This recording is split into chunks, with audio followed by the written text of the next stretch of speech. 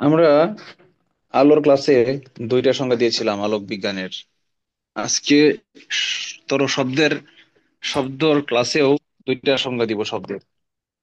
আমরা বলেছিলাম যে শব্দ এক প্রকার শক্তি যেটা আমাদের কানে শ্রবণের অনুভূতি জন্মায়, বাট এটা ইউনিভার্সাল সংজ্ঞা না। হুম শব্দের অরিজিনাল সংজ্ঞা যদি বলি, যে শব্দ এক প্রকার পদার্থের কম্পনের ফলে। আচ্ছা, আগে তরঙ্গের শব্দটার সংজ্ঞাটা শিখে নেই। কোন স্থিতিস্থাপক জড় মাধ্যম, জড় মানে জড় বস্তু, সেটা হতে পারে কঠিন কিংবা তরল কিংবা বায়বীয় মাধ্যম। যে কোনো মাধ্যমের যে অণুগুলো আছে, সেই অণুগুলোর পর্যায়বৃত্ত কম্পনের ফলে যে আলোড়ন সৃষ্টি হয় তাকে তরঙ্গ বলে। অনেকটা হিটের মতো। হিটের মতো। হিটের ক্ষেত্রে আমরা বলেছিলাম যে তাপ সঞ্চালিত হয় কিভাবে, অণুগুলো নিজের জায়গায় থেকে কাঁপতে থাকে, সেই কম্পনগুলো পাশের অণুতে সঞ্চালিত হয়, এভাবে হিট এগিয়ে যায়, পরিবহন পদ্ধতিতে তাপমাত্রা এগিয়ে যায়। আবার তরঙ্গের ক্ষেত্রে আমরা একই কথাই বলতেছি, যে কোনো একটা মাধ্যম যেই পদার্থ দিয়ে তৈরি, সেই পদার্থের অণুগুলো যখন কম্পিত হয় তখন সামনে এগিয়ে যায়, এটি তরঙ্গ বলে। তাহলে প্রশ্ন হচ্ছে যে শব্দ যখন সঞ্চালিত হয় তখন তাহলে আসলে কি হয়? তাহলে কি পদার্থ গরম হয়ে যায়? শব্দ আর তাপ কি তাহলে একই জিনিস? দুইটাই কি অনুর কম্পন? না, একই জিনিস না। শব্দের কম্পন আর অনুর কম্পনের মধ্যে পার্থক্য হচ্ছে তাপমাত্রা প্রবাহর ক্ষেত্রে কম্পিত হয় একেবারে আণবিক পর্যায়ে, প্রত্যেকটা অণু তার নিজের জায়গায় থেকে কাঁপতে থাকে, স্থান পরিবর্তন করে না। কিন্তু যখন শব্দ উৎপন্ন হয় তখন এই অণু হিসেবে কাঁপে না, একেবারে পুরো বস্তুটার মধ্যে একটা ভাইব্রেশন তৈরি হয়, কম্পন তৈরি হয়। সেই কম্পনটা তার আশেপাশে যে মাধ্যম থাকে, হোক সেটা পানি কিংবা বায়ু, আমরা বায়ু হিসেবেই ধরি যেহেতু আমাদের কান বায়ু থেকেই শব্দ শুনে। ধরে নিলাম একটা টিউনিং ফর্ক, টিউনিং ফর্ক বাদ দিলাম। আপনি মনে করেন একটা টিনের পাতকে টোকা দিলেন, টিনের দরজায় টোকা দিলে শব্দ উৎপন্ন হয়, আপনি শব্দ শুনতে পান। এখন টিনের দরজায় যখন টোকাটা দিবেন তখন এই টিনটা কাঁপে না। আপনি এক জায়গায় যদি হাত দিয়ে ধরেন, বাম হাতে এক জায়গায় ধরে টিনের টিনের দরজাটা, স্টিলের দরজাটার উপরে বাম হাতটা রেখে যদি ডান হাত দিয়ে নক করেন, টক টক নক করেন, আপনি বাম হাতে সেই কম্পনটা ফিল করবেন কি করবেন না?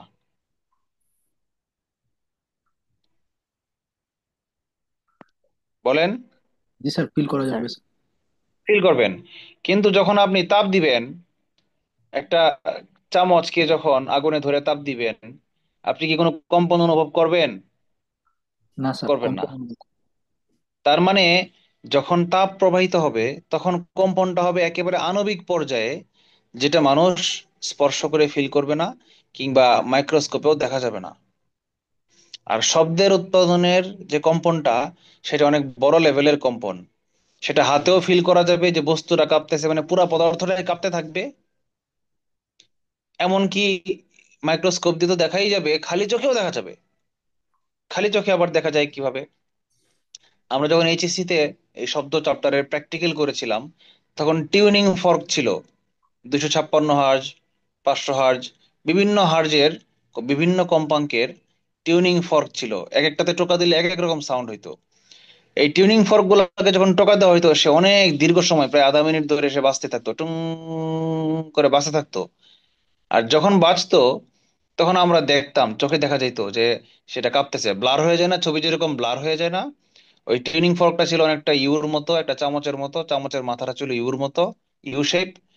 এই ইউটা কাঁপতেছে, আমরা দেখতাম মানে ছবি যেমন ব্লার হয়ে যায়, ইউর মাথাটাতে টোকা দেওয়ার পরে ইউর মাথাটা ব্লার হয়ে গেছে। ব্লার হয়ে গেছে মানে কি? আহ, মানে সে কাঁপতাছে, এক জায়গায় স্থির নাই। তার মানে শব্দের কম্পন চোখে দেখা যায়। শব্দ দেখা যায় না, শব্দের প্রবাহ দেখা যায় না, কিন্তু শব্দ যেই মাধ্যম থেকে উৎপন্ন হয় সেটা যদি ফ্লেক্সিবল হয় তাহলে সেটা চোখেও দেখা যায়। আচ্ছা, তাহলে শব্দ হইলো এক প্রকার তরঙ্গ, আর কিছুই না। পানিতে, পুকুরের পানিতে যখন আপনি ঢিল মারবেন, তখন একটা ঢেউ সৃষ্টি হবে। ঢেউগুলো ডানে বামে চলে চলে যাবে, কিন্তু পানির অণুগুলো কিন্তু এক জায়গায় থেকেই আপ ডাউন করতে থাকবে। এই যে আপ ডাউন ভাইব্রেশনটা, এটা চোখে দেখা যাচ্ছে, মানে এটা তরঙ্গ। তাপ প্রবাহ না, তরঙ্গ। এই যে পুকুরের পানি আপ ডাউন করতেছে উপরের নিচে, কিন্তু ঢেউ প্রবাহিত হচ্ছে কোন দিকে? সামনের দিকে না?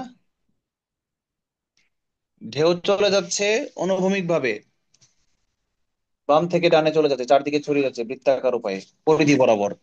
যেখানে ঢিল দিয়েছিলাম সেটা হচ্ছে বৃত্তের কেন্দ্র, আর তার চারদিকে পরিধির আকারে পানির ঢেউ ছড়িয়ে যাচ্ছে। তার মানে ঢেউটা সামনে এগিয়ে যাচ্ছে অনুভূমিক ভাবে, আর পানির কণাগুলো আপ ডাউন করছে উপর থেকে নিচে। তাহলে উপর থেকে নিচে মানে হচ্ছে উলম্ব, ভার্টিক্যাল। আর ঢেউটা সামনে এগিয়ে যাচ্ছে অনুভূমিক ভাবে, হরাইজন্টাল। তাহলে উলম্ব আর অনুভূমিকের মধ্যবর্তী কোণ কত degree? Sir 90 degree. 90 degree, fine. এবার যদি আমরা পুকুরের পানি ভুলে যাই, আমরা স্ক্রিন থেকে বের হয়ে যাই, আমরা গল্প করছি, আমরা কল্পনা বিলাসী, যেহেতু আজকে আমি আঁকতে পারছি না, হুম, সেহেতু আমরা কল্পনায় আলোচনা করব, কেমন? স্টপ শেয়ার দিয়ে দিয়ে আমাকে দেখেন, আগে ভাবেন, বুঝেন। আচ্ছা, এখন যদি আমি একটা স্প্রিং কে হাতে নেই, একটা স্প্রিং কে হাতে নিয়ে টান দেই, তাহলে স্প্রিং এর যক্ষটা ঘুরতে ঘুরতে বাম থেকে, আমি ধরেন স্প্রিংটাকে এভাবে রাখলাম, আমার দুই হাতে একটা স্প্রিং কে আমি তো টান দিলাম, টান দিয়ে থাকলাম, তাহলে স্প্রিংটা ঘুরতে ঘুরতে বাম থেকে ডানে গেছে। যদি আমি যে কোনো একটা হাত আস্তে করে ঠাস করে ছেড়ে দেই, তাহলে স্প্রিংটা কি বারবার ডানে বামে করতে থাকবে না? আবার স্প্রিং এর যে কয়েল গুলো, এদেরও মুভমেন্টটা কি ডানে বামে না? আবার যদি যে কোনো একটা মুহূর্তে বাম হাতটাকেও ছেড়ে দেই, যে সময় স্প্রিং এর মাথাটা ডান দিকে যাচ্ছিল, সেই মুহূর্তে যদি আমি স্প্রিংটা ছেড়ে দেই, তাহলে পুরো স্প্রিংটাই তার গতি জড়তার কারণে ডান দিকে চলে যাবে। তার মানে এখানে স্প্রিং এর অনুগুলোর মুভমেন্টও ডানে বামে, আবার স্প্রিংটা নিজেও যাচ্ছে ডানে বামে। তার মানে দুইটাই একই দিকে।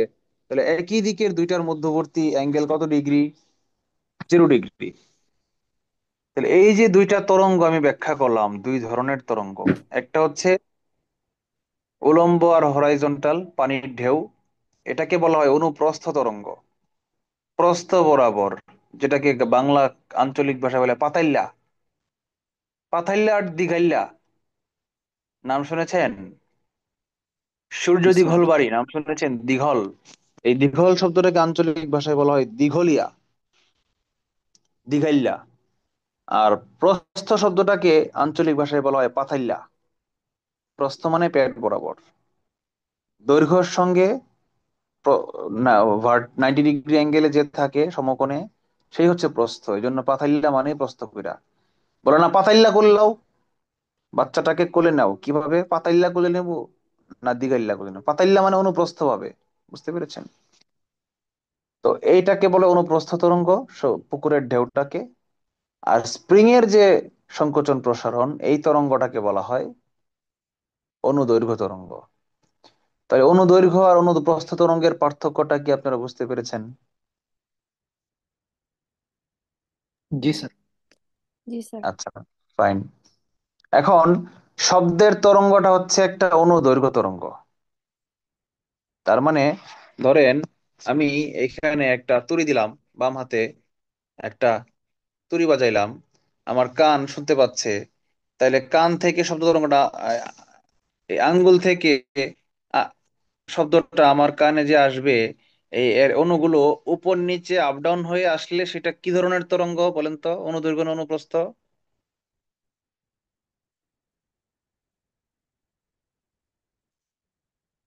স্যার অনুপ্রস্থ। শব্দটা কি? স্যার হ্যাঁ, অনুপ্রস্থ। যদি অনুপ্রস্থ। উপর নিচে আপ ডাউন হইতো, ভার্টিক্যালি কণা আপ ডাউন হচ্ছে আর সামনে এগিয়ে যাচ্ছে হরাইজন্টালি, তাহলে ভার্টিক্যাল আর হরাইজন্টাল 90 ডিগ্রি মানে অনুপ্রস্থ হইতো। কিন্তু শব্দের ক্ষেত্রে এটা ঘটে না। শব্দের ক্ষেত্রে ঘটে কি? অনুদৈর্ঘ্য, মানে যেদিকে কাঁপবে অণুগুলো সেদিকেই সামনে এগিয়ে যাবে, মানে এরকম কম্পনটা হয় এরকম। তুলে দিলাম, বাতাসের কণাগুলো সামনের বামে, সামনে পিছনে, সামনে পিছনে, সামনে পিছনে, সামনে পিছনে, সামনে পিছনে করতে করতে আমার কানে এসে ঢুকে যাবে। আবার বলি, কণাগুলো সামনে পিছনে, সামনে পিছনে, সামনে পিছনে, সামনে পিছনে ঘুরতে ঘুরতে আমার কানে এসে ঢুকে যাবে।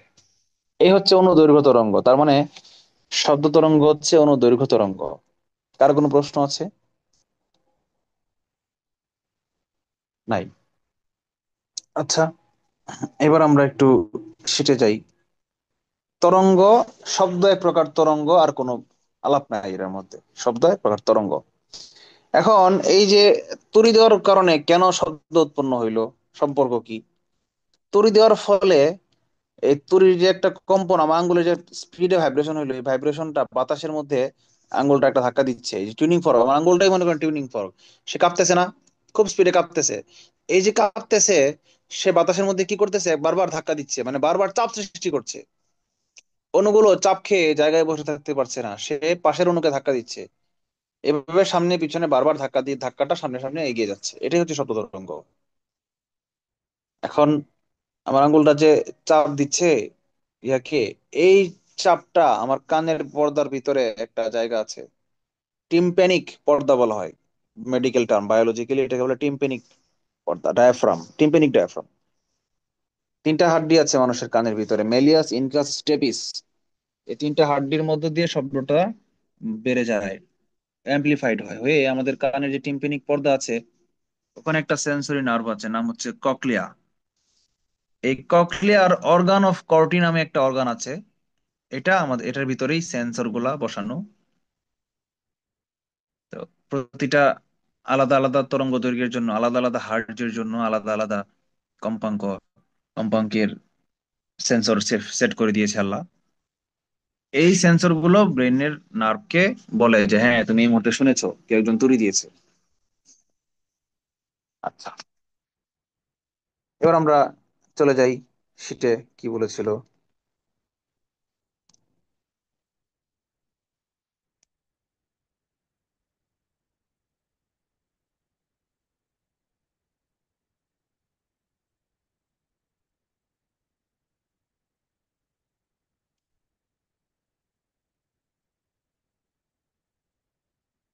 শব্দ এক প্রকার অনুদৈর্ঘ্য তরঙ্গ। অনুদৈর্ঘ্য তরঙ্গের আরেকটা নাম হচ্ছে লম্বিক বা অনুদৈর্ঘ্য তরঙ্গ। আর অনুপ্রস্থ তরঙ্গের আরেকটা নাম হচ্ছে আর তরঙ্গ। আচ্ছা, একটা কথা আছে এখানে, স্থিতিস্থাপক জড় মাধ্যমের বিভিন্ন করার সমষ্টিগত পর্যায়বৃত্ত কম্পন বা পর্যায়বৃত্ত স্পন্দন। পর্যায়বৃত্ত স্পন্দন মানেটা কি বুঝেন? পর্যায়বৃত্ত স্পন্দন মানে হচ্ছে কন্টিনিউয়াসলি ঘটবে, বারবার ঘটবে, একবার ঘটে শেষ হয়ে গেল এরকম না, বারবার, এবং একটা নির্দিষ্ট টাইমের মধ্যে ঘটবে, বারবার একই দিক থেকে অতিক্রম করবে, বারবার একই জায়গা থেকে অতিক্রম করবে। পর্যাবৃত্ত স্পন্দন হতে পারে বৃত্তাকার, হতে পারে সরল রৈখিক। যেমন ঘড়ির কাঁটা 12 ঘন্টা পর পর 12কে একই দিক থেকে অতিক্রম করে, তাহলে ঘড়ির কাঁটা একটা পর্যাবৃত্ত স্পন্দন, যেটা বৃত্তাকার। সরল দোলক মহাকর্ষ ক্লাসে পড়িয়েছিলাম। সরল দোলককে যখন ছেড়ে দিবেন, যখন সে দুলতে থাকবে, সে বারবার প্রত্যেকটা পয়েন্টকে বারবার একই দিক থেকে অতিক্রম করবে। তার মানে সরল দোলকের দোলনটাও একটা পর্যাবৃত্ত গতি স্পন্দন। আবার যদি বলি রেসিপ্রোকেটিং মুভমেন্ট, এটা আবার সরল রৈখিক পর্যাবৃত্ত স্পন্দন। কেমন? যেমন মনে করেন কেউ যখন কল চাপেন, টিউবওয়েল যখন চাপেন, তখন টিউবওয়েলের যে বাকেটটা আছে এটা বারবার আপ ডাউন করে একই রেখা বরাবর, এটা একটা পর্যাবৃত্ত স্পন্দন। যদি বলি গাড়ির যে, আপনাদেরকে মেকানিক্যাল ইঞ্জিনিয়ারিং ক্লাসে গাড়ির ইঞ্জিনের কার্যপদ্ধতি, পেট্রোল ইঞ্জিন কিভাবে কাজ করে, পিস্টন সিলিন্ডার মেকানিজম, এই পিস্টন যে বারবার উপর নিচে আপ ডাউন করছে, এটাও এক প্রকার পর্যাবৃত্ত স্পন্দন। বুঝতে পেরেছেন? আচ্ছা, তাহলে তরঙ্গ শিখলাম আমরা, পর্যাবৃত্ত স্পন্দন শিখলাম আমরা, শব্দ কি শুনলে শিখলাম আমরা, শব্দ মানুষের কান কিভাবে শুনে সেটাও আমরা শিখলাম।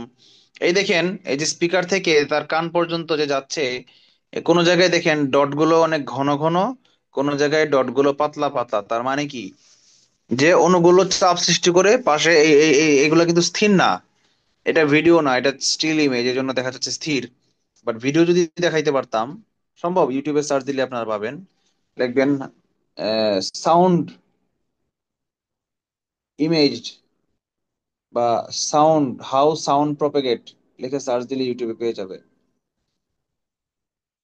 তো এই যে এই ঘন ঘন যে লাইনগুলা, অনেকগুলা অণু একসাথে ঘন, এই ঘন লাইনগুলা কিন্তু বাম থেকে ডানে আস্তে আস্তে ছড়িয়ে যাবে, গিয়ে গিয়ে কানের ভিতরে ঢুকবে। তখন কান সেটা শুনতে পারবে। এই নিচে যে দেখানো হচ্ছে ওয়েভ লেংথ, ওয়েভ, এটা কিন্তু একটা ওয়েভ। হুম। ওয়েভ, যে কোনো তরঙ্গকে প্রকাশ করা হয় গ্রাফে, এক্স এবং ওয়াই অক্ষ বরাবর। তরঙ্গের অনেকগুলো স্পেসিফিকেশন আছে, সেগুলো আমরা পরে দেখাবো। না, পরে দেখানো চলবে না, এখনই দেখাইতে হবে, কারণ এখানে যে V equal to F lambda, এই সূত্রটা এখানে দিয়ে দিছে। মনে আছে আপনাদেরকে কোন ক্লাসে যেন বলছিলাম যে শব্দ ক্লাসটা হয় নাই, ওখানে আপনারা শিখবেন V equals to F lambda. Sir কোন ক্লাসে আলোর যেন ক্লাসে। বলছিলাম? আলোর ক্লাসে, হ্যাঁ। আলোটাই কিন্তু এক প্রকার তরঙ্গ। আলোটা কেমন তরঙ্গ? তাড়িৎ-চুম্বক তরঙ্গ। শব্দ তরঙ্গ কিন্তু তাড়িৎ-চুম্বক তরঙ্গ না, বি কেয়ারফুল। যদি এমসিকিউ পরীক্ষা আসে, নিচের কোনটি আলাদা, অপশনে দিল বেতার তরঙ্গ, অপশনে দিল দৃশ্যমান আলো, অপশনে দিল গামা রশ্মি বা এক্স রে, আর অপশনে দিল শব্দ তরঙ্গ, কোনটা আলাদা হবে বলেন তো? স্যার শব্দ তরঙ্গ। শব্দ তরঙ্গ, কারণ বাকি তিনটাই তাড়িৎ চৌম্বক তরঙ্গ। অনলি শব্দ তরঙ্গ তাড়িৎ চৌম্বক তরঙ্গ, এই জন্য ডিফারেন্স। আচ্ছা, তারপর আমরা আহ, যেহেতু ভিগুলো টু এফ ল্যামডা চলেই আসছে, সেহেতু আমাকে তরঙ্গের স্পেসিফিকেশন শিখাইতেই হবে, বাধ্য হয়ে, নো ওয়ে। দেখি আমি একটু আঁকা যায় কিনা। আঁকার তো,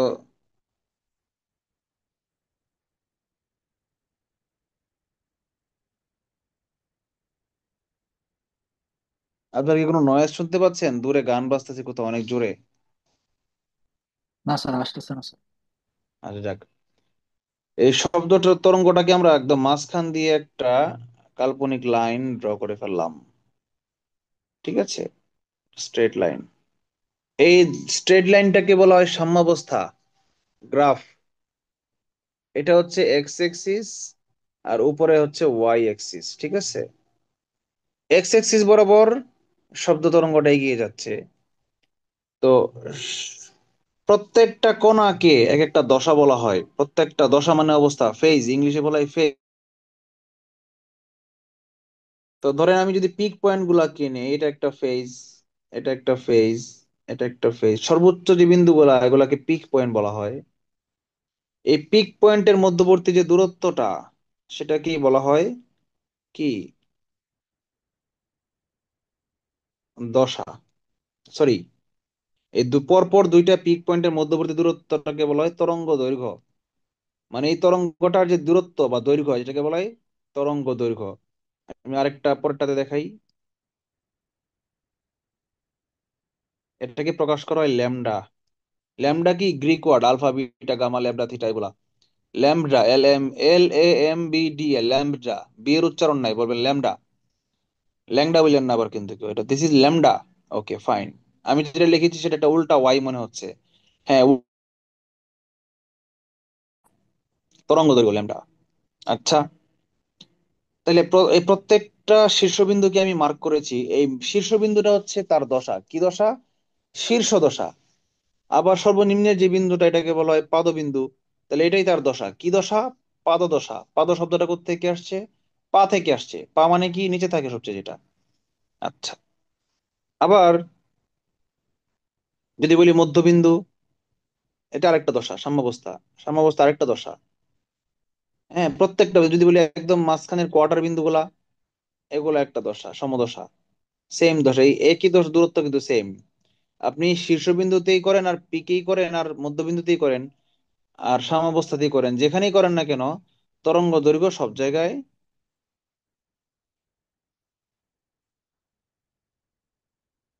সমান হবে।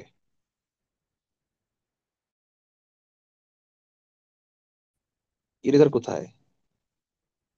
ও, এখানে আবার স্পটলাইট আছে। স্পটলাইট করার ওই আছে, আমি আঙ্গুল দিয়ে দেখানোর জন্য স্পটলাইট। আচ্ছা দেখেন, এই যে একটা বিন্দু দেখাইছি আর এই যে একটা বিন্দু, এই দুইটা বিন্দুর দূরত্ব কিন্তু, এই দূরত্ব ল্যামডা। আবার ওই যে পিক বিন্দুতে দেখাইছিলাম দূরত্ব, সেটাও কিন্তু ল্যামডা। আমি একটা লাল বল দিয়ে ঘোরাচ্ছি, আপনাদেরকে কোথায় দেখাচ্ছি, স্পটলাইট। আপনারা কি দেখতে পাচ্ছেন? জি স্যার। এই তো হাইলাইটার, বা হাইলাইটারও আছে। আচ্ছা, আমরা আস্তে আস্তে ঠিকই ফেলতেছি। ক্লিয়ার কোথায়, ক্লিয়ার?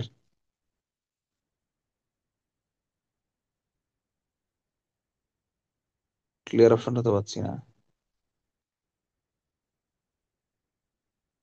আচ্ছা, যা হয়েছে হয়েছে। আমরা শিখলাম হচ্ছে কি, তরঙ্গ দৈর্ঘ্য শিখলাম। খাতায় লেখেন, এখানে নাই, সেটা নাই, বিস্তার। বিস্তার ইংরেজি অ্যামপ্লিচিউড, AMPLITUD, অ্যামপ্লিচিউড। আপনার অ্যাম্পলিফায়ার নাম শুনেছেন না? অ্যাম্পলিফায়ারের কাজ হচ্ছে এই তরঙ্গের বিস্তার বাড়ায় দেওয়া, মানে এই জন্য শব্দ জোরে শোনা যায়। তাহলে এই, যদি তরঙ্গটা এরকম ভাবে না গিয়া একটু কম করে যাইতো, এরকম যাইতো, এরকম, সরি হাইলাইটার কেন, পেন নিব।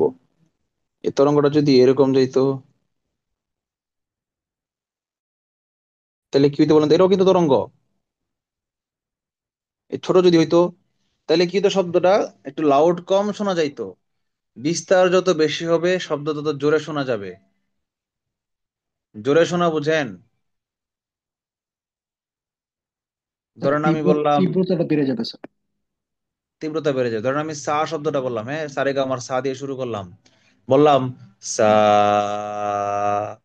এটা সা, না, স্কেল চেঞ্জ হয়ে গেছে, স্কেল চেঞ্জ হলে চলবে না। আস্তে বলা আর জোরে বলা। আচ্ছা, আমি আস্তে বলি বল, আবার জোরে বলি বল, বল। দুইটাই কিন্তু আমি জোরে বলেছি, কিন্তু স্কেল একই। স্কেল আর লাউডনেস, দুইটার মধ্যে পার্থক্য আছে।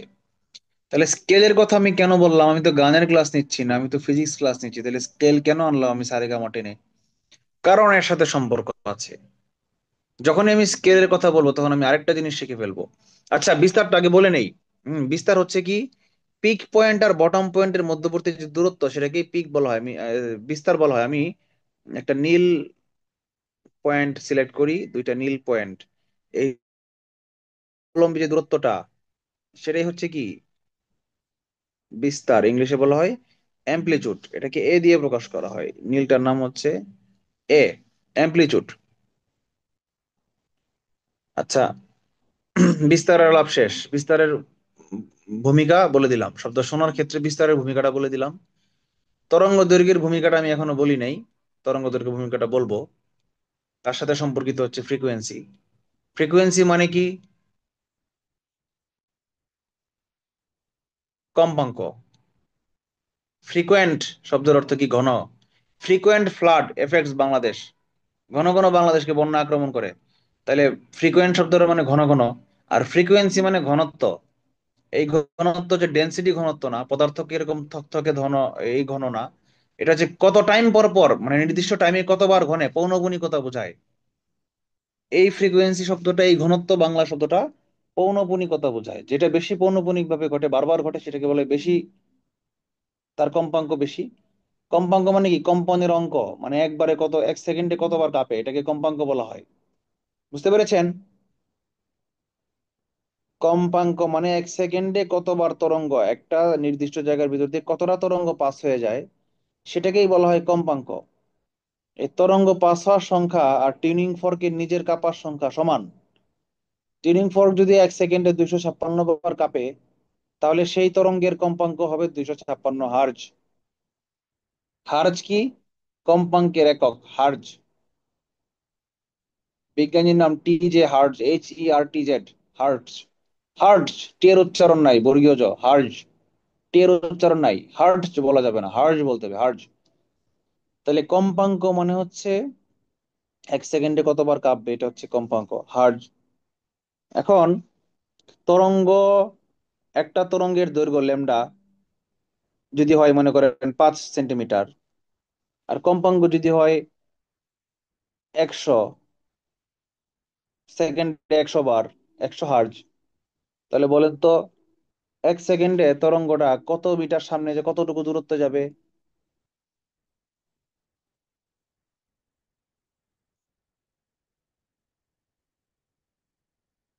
তরঙ্গ দৈর্ঘ্য হচ্ছে 5 সেন্টিমিটার, মানে একটা স্টেপ দিলে সে চলে যায় 5 সেন্টিমিটার সামনে। আবার সেকেন্ডে স্টেপ দেয় 100টা, কম্পাঙ্ক 100 হার্জ। তাহলে বলুন তো এক সেকেন্ডে এই পিঁপড়াটা কত সেন্টিমিটার সামনে যাবে? Sir 500 centimetre. 500 সেন্টিমিটার। জাস্ট 100কে 5 দিয়ে গুণ দিলেই হবে।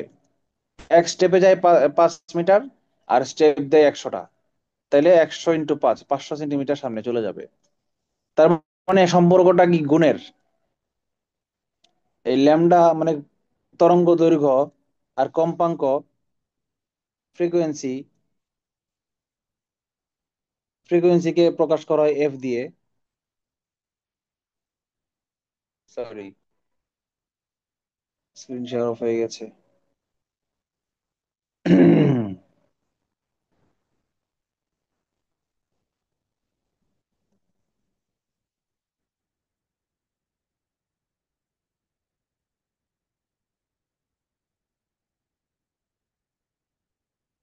সম্পর্কটা হচ্ছে তরঙ্গ দৈর্ঘ্য এবং কম্পাঙ্কের সাথে গুণের সম্পর্ক। 100কে 5 দিয়ে গুণ দিলেই হয়, এই দেখেন গুণ। দেখছেন, তরঙ্গ দৈর্ঘ্য ইন্টু কম্পাঙ্ক, এটাকেই বলা হয় তরঙ্গ বেগ। V is equal to F into lambda. ঠিক আছে।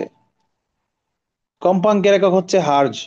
হার্জ কি অনেক সময় পার সেকেন্ডও লেখা হয়, পার সেকেন্ড। তাহলে আবার দৈর্ঘ্যের একক মিটার। মিটার ইন্টু হার্জ মানে মিটার ইন্টু পার সেকেন্ড মানে মিটার পার সেকেন্ড। তাহলে মিটার পার সেকেন্ড কিসের একক? বেগের একক। দেখেন বেগ, বেগকে ভি দিয়ে প্রকাশ করা হয়। তার মানে বলা হচ্ছে তরঙ্গ বেগ V equals to lambda into F.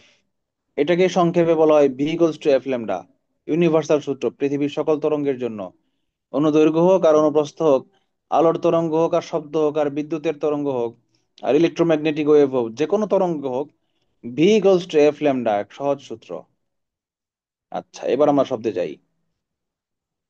Hertz বলে ফেলেছি, হ্যাঁ, হার্জ বলে ফেলেছি। শব্দের মাত্রা, শব্দের মাত্রা হচ্ছে বেল। বেলের ছোট্ট একক হচ্ছে ডেসিবেল। মূল এককটা হচ্ছে বেল। পরে বলা হয় বেলটা হচ্ছে একটা লগারিদম, লগ প্রকাশ করে বের করা হয়। কিসের লগারিদম এত ডিপে আসবে না, শুধু এটুকু বললাম কম্পনের লগকে, কম্পনকে লগে বসাইলে বেল পাওয়া যায়। বেলকে 10 দিয়ে ভাগ করলে ডেসিবেল পাওয়া যায়। এই ডেসিবেল এককটা হচ্ছে দৈনন্দিন জীবনে ব্যবহার করা হয়। আচ্ছা, শব্দের তীক্ষ্ণতা 85 ডেসিবেলের বেশি হলে সেটা ক্ষতিকর। ঠিক আছে। আর 120 থেকে 140 ডেসিবেল শব্দ কানে ব্যথা ও সম্পূর্ণ বধিরতা সৃষ্টি করতে পারে। একটা মজার ব্যাপার কি জানেন? যতই দিন যায় মানুষের অভিজ্ঞতার কোনো শেষ নাই, অভিজ্ঞতা বাড়তে থাকে। আমি যেখানে ট্রেনিং করতে আসছি না, ফিল্ম ট্রেনিং, ফিল্ম ট্রেনিং এর একটা পার্ট হচ্ছে অডিও ম্যানেজমেন্ট, একটা ক্লাস। সেই অডিও ম্যানেজমেন্ট ক্লাসে একজন অডিও স্পেশালিস্ট আসছিল, নাহিদ মাসুদ। আপনারা তারেক মাসুদের নাম শুনেছেন? জি স্যার। তারেক মাসুদ, ক্যাথরিন মাসুদ, জি মাটির স্যার। ময়নার পরিচালক, অনেক বড়, বাংলাদেশের one of the top most film maker. তারেক মাসুদের আপন ছোট ভাই হচ্ছে নাহিদ মাসুদ। তো নাহিদ মাসুদ স্যার ক্লাস নিতে আসছিল। উনি আমাদেরকে বিভিন্ন, সরি, বিভিন্ন কম্পাঙ্কের শব্দ আমাদেরকে শোনাইলো, তার একটা যন্ত্র আছে শোনাইলো। তা আমি দেখলাম যে 14,000 হার্টজ পর্যন্ত আমি শুনলাম। 14,000 হার্টজটা একদম মারাত্মক, মানে টনটনা কড়া শব্দ, মানে কান ব্যথা হয়ে যায় এবং উনি খুব কম সাউন্ড দিছে, যেন জানে যে জোরে সাউন্ড দিলে কান বধির হয়ে যাবে, আমাদের কানের পর্দা ফেটে যাবে। খুব কন্ট্রোল রয়েতে ক্লাসটা নিছে উনি। প্রথমে একদম জিরো থেকে শুরু করছে, আস্তে আস্তে উনি বাড়াইছে। কিন্তু সাউন্ড কম, হয়তো রুমের বাইরে গেলে শোনা যাবে না। কথা বুঝছেন, রুমের বাইরে গেলে সাউন্ডটা মানুষ শুনতে পারবে না, কিন্তু শব্দটা খুব তীক্ষ্ণ, এরকম শব্দ। আচ্ছা, যখন 14,000 হার্জ এর পরে 15,000 হার্জ দিল, আমি তো কিছু শুনি না। আমি না, মানে ম্যাক্সিমাম কেউ কিছু শুনলো, এক দুজন দুজন, ক্লাসের এক দুজন স্টুডেন্ট শুনলো, আর বাকিরা কেউই শুনলাম না। পরে যখন আরো 1,000 হার্জ বাড়াইলো, 16,000 হার্জ, কেউ কিছু শুনে না। তখন আমরা তো অবাক, কি ব্যাপার, কিছু শুনতেছি না, কারণ কি? তখন উনি বলল যে আপনার শ্রাব্যতার সীমা পার হয়ে গেছে। মানুষের শ্রাব্যতার সীমা হচ্ছে 20 হার্জ থেকে 20,000 হার্জ পর্যন্ত। তো 20,000 হার্জ তো গড়পড়তা বলা হয়, সর্বোচ্চ মানুষ, কোনো মানুষ হয়তো 20,000 হার্জ শুনেছিল, কিন্তু এভারেজ মানুষ সাধারণত 14 বা 15,000 হার্জের মধ্যে বেশি আর শুনতে পারে না। তবে ছোটবেলায় আপনি সেগুলো শুনেছেন। তখন বললাম, কিভাবে? বলে ছোটবেলায় মানুষের কানের ক্ষমতা বেশি থাকে। আপনার বয়স যখন বিলো 10 ছিল, বিলো 5 ছিল, তখন আপনি 16-17 হাজার হার্জ শুনতে পারতেন। কিন্তু বয়স হওয়ার সাথে সাথে আপনার কানের যেই সেন্সর গুলো 16,000, 17,000, 18, তারা ওই সাউন্ড শুনতে শুনতে খসে পড়ে গেছে, কান থেকে খুলে পড়ে গেছে, সেন্সর গুলো বোতা হয়ে গেছে। এই জন্য সে আর সেন্স করতে পারছে না। কিন্তু একজন নবজাতক শিশু, ইভেন একজন গর্ভবতী শিশু, একজন গর্ভে থাকা শিশু, সে কিন্তু 20,000 হার্জ পর্যন্ত শুনতে পারে। তখন আমার একটা জিনিস মাথায় আসলো, যে একটা মজেজা আছে না, কোন একজন নবী বা একজন পয়গম্বর যেন জন্ম হয়েছেন হাফেজ হয়ে। তো তার মা খুবই ইয়া ছিলেন, পরহেজগার ছিলেন। তার সন্তান যখন পেটে ছিল, তার মা কোরআন তেলাওয়াত করতো, কন্টিনিউয়াস কোরআন তেলাওয়াত করতো। তাদের তো ব্রেন অনেক শার্প ছিল, না লিখে একবার শুনে মুখস্থ হয়ে যেত বাক্যটা, আয়াতটা। তো এত বেশি ধৈর্য ছিল, তারা এক অজুতে 2 দিন পার করে দিতে পারতো।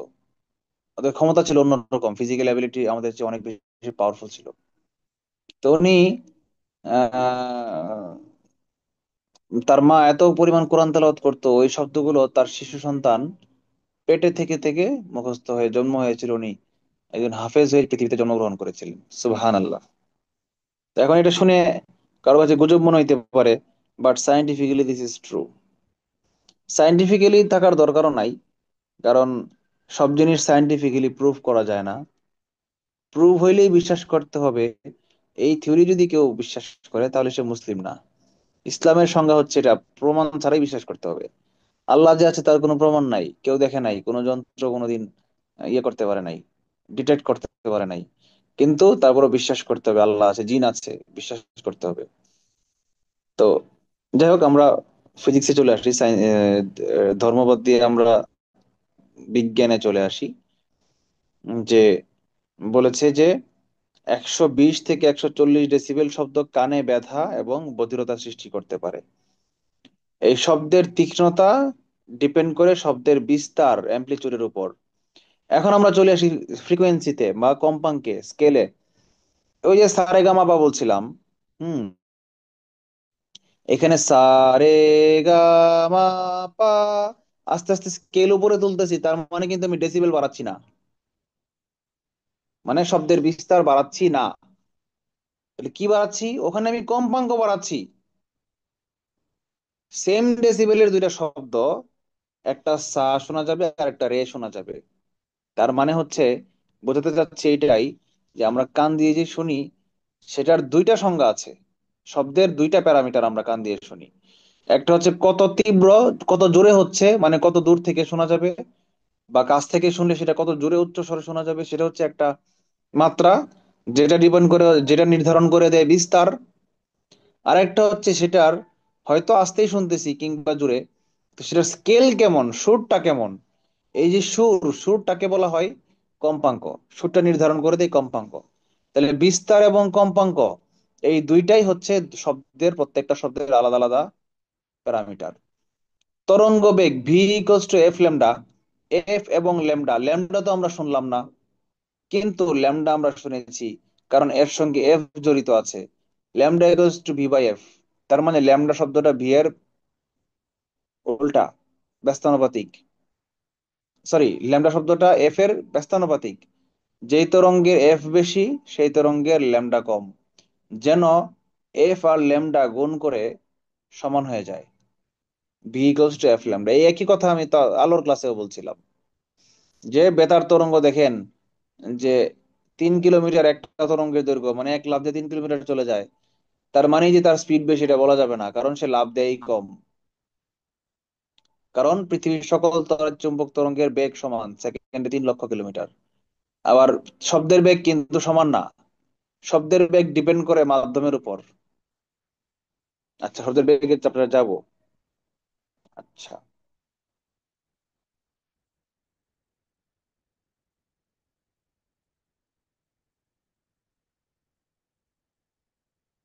শব্দ সঞ্চারণ এখানে কি বলেছে, শব্দ কিভাবে এগিয়ে যায়। শব্দ সঞ্চারণের জন্য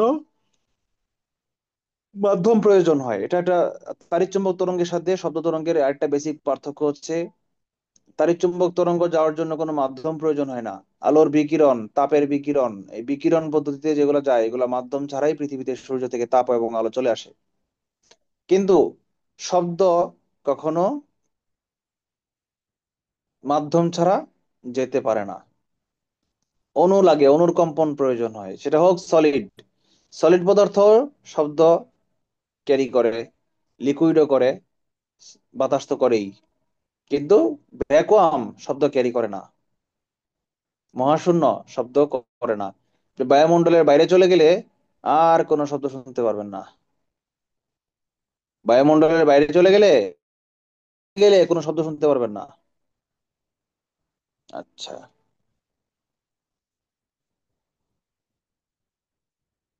তারপর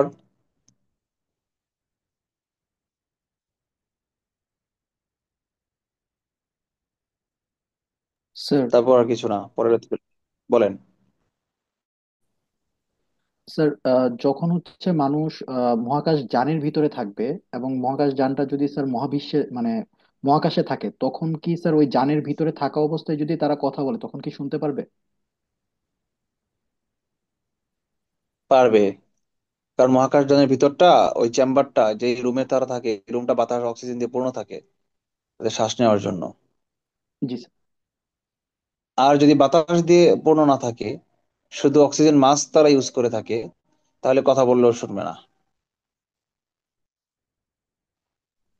জি স্যার, বুঝতে পারছি। শব্দ সঞ্চারণের জন্য মাধ্যম প্রয়োজন হয়, তাপ যেমন পরিবহন পদ্ধতিতে শব্দ কঠিন পদার্থে দ্রুত প্রবাহিত হয়, তরল পদার্থে আরেকটু দেরিতে প্রবাহিত হয়, আর বায়বীয় পদার্থে আরো কম প্রবাহিত হয় পরিবহন।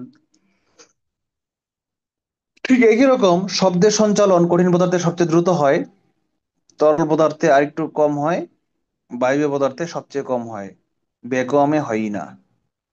মানে মাধ্যমের ঘনত্ব যত বেশি, তত দ্রুত শব্দ প্রবাহিত হবে।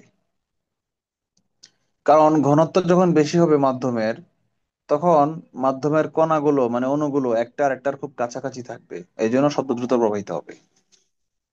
আচ্ছা, এবার হচ্ছে শব্দের স্পিড কত, দ্রুতি কত। বাতাসের মধ্য দিয়ে শব্দের দ্রুতি হচ্ছে 332 মিটার, এটাই আমরা শুনি, অন্যটা আমরা শুনি না। আচ্ছা, আবার কঠিন মাধ্যমে সবচেয়ে বেশি স্পিডে চলে, পানিতে তার চেয়ে ধীরে চলে। আচ্ছা, শব্দের মাধ্যমের বেগ কঠিন তরল বায়বীয়, এটা ওই যে একদম হুবহু আলোর বিকিরণের তাপের বিকিরণ, তাপের সঞ্চালন। আচ্ছা, লোহার মধ্য দিয়ে শব্দ বাতাসের চেয়ে প্রায় 15 গুণ দ্রুত চলে। 15 গুণ মানে কি, 300 মিটার হচ্ছে সেকেন্ডে বাতাসের মধ্যে, 3 × 15 = 4500 মিটার, মানে 4500, 4.5 কিলোমিটার। লোহার ভিতর দিয়ে শব্দ 1 সেকেন্ডে 4.5 কিলোমিটার চলে যায়। আচ্ছা, ভালো কথা।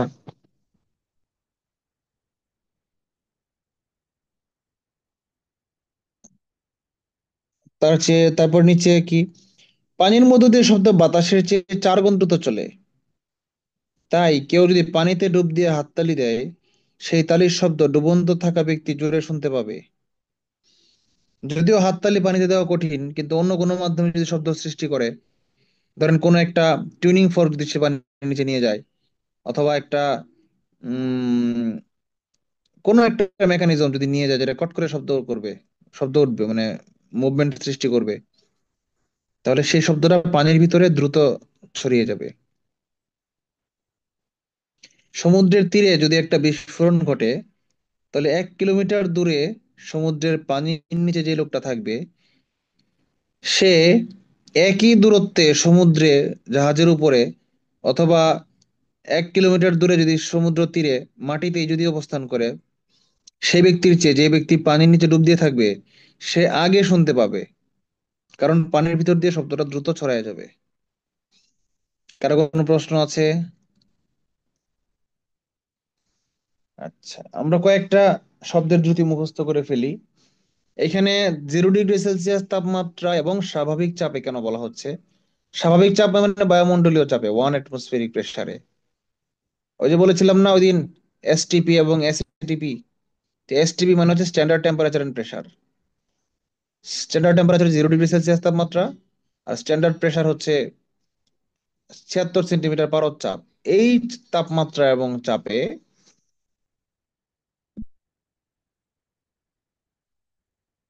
এই তাপমাত্রা এবং চাপে শব্দের বেগ, ভাই আমি ক্লাসে আছি, 11:30টার দিকে ফোন দিচ্ছি ক্লাস শেষ করে।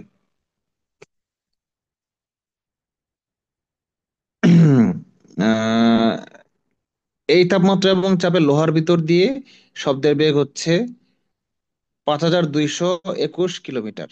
মানে ওই যে একটু আগে বলছিলাম না, যে 4500 কিলোমিটার আনুমানিক গুণ করে 15 দিয়ে গুণ করছিলাম 300 কে, ওই যে আরো 32 বাকি ছিল, ওই 32 দিয়ে গুণ করলে আমরা পাইতাম 5221 মিটার। মানে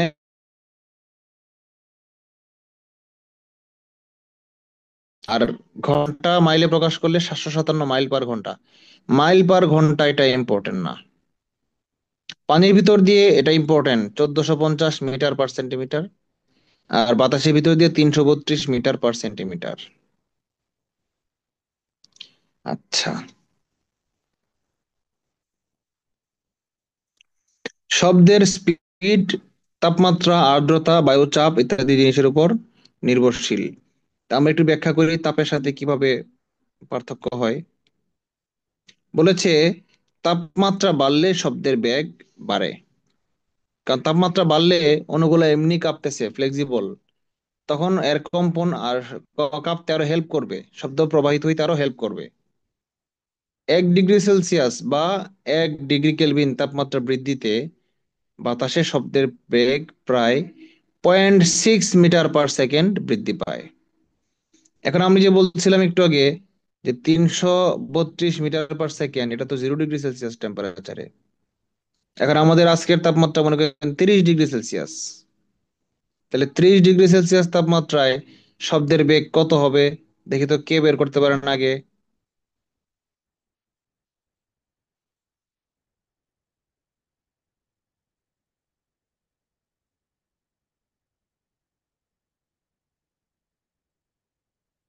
আমি কিন্তু মনে মনে হিসাবটা করে ফেলেছি। 0 ডিগ্রি সেলসিয়াসে 332 মিটার যায় 1 সেকেন্ডে, তাহলে 30 ডিগ্রি সেলসিয়াস টেম্পারেচারে কত মিটার যাবে?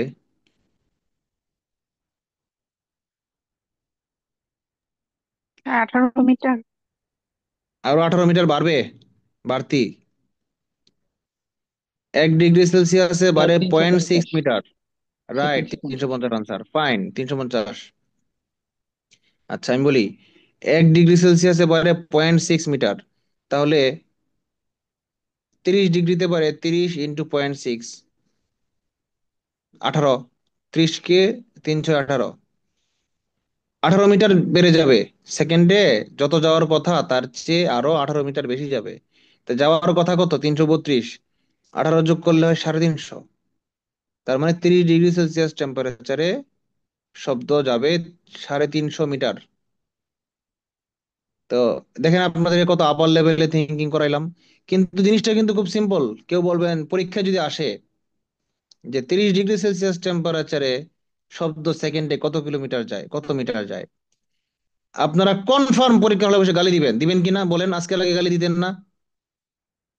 যদি পরীক্ষায় আজকের আগে কেউ দেখতেন 30 ডিগ্রি সেলসিয়াস তাপমাত্রায় বাতাসে শব্দের বেগ কত, এটা পরীক্ষায় আসতো কোনো নিয়োগ পরীক্ষায়, আপনারা কনফার্ম গালি দিতেন,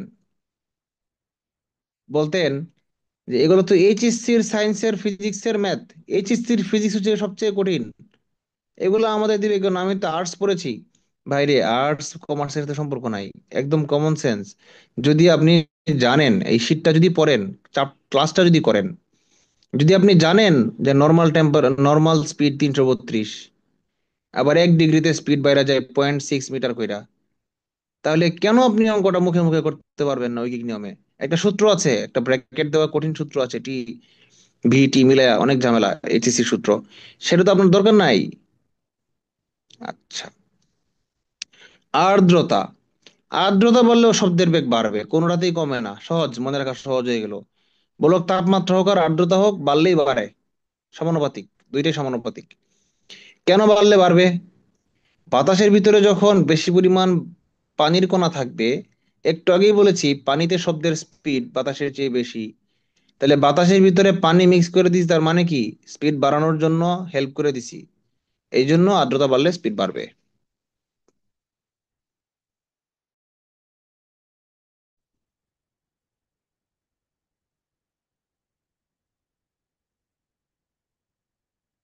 সুপারসনিক শব্দের অর্থ হইল, সুপারসনিক মানে যেটা সনিকের চেয়ে বেশি সুপার, সনিক মানে শোনো, শোনো মানে হচ্ছে শোনা যায় যেটা। হুম, সনিক মানে শব্দের শোনার সাথে সম্পর্কিত। আল্ট্রাসনিক বা সুপারসনিক এর মানেই হচ্ছে যেগুলা, যেমন ওই যে একটু আগে বললাম না শব্দোত্তর তরঙ্গ, এটাকে বলা হয় আল্ট্রাসনিক সাউন্ড। যেগুলা শব্দের চেয়ে বেশি, আল্ট্রাসনিক আর সুপারসনিক কিন্তু এক না, পার্থক্য আছে। সুপারসনিক সম্পর্কিত হচ্ছে স্পিডের সাথে, যে যেই জিনিসের স্পিড শব্দের চেয়ে বেশি, 332 মিটারের চেয়ে বেশি, সেটাকে বলা হয় সুপারসনিক। যেমন অনেক জেট প্লেন আছে সুপারসনিক, শব্দের চেয়ে স্পিড বেশি, সেকেন্ডে 332 মিটারের চেয়ে বেশি যায়। অনেক জেট প্লেন, যুদ্ধ বিমান, এটা হলো আজকে আবিষ্কার হয় নাই, দ্বিতীয় বিশ্বযুদ্ধের সময় সুপারসনিক জেট প্লেন ছিল।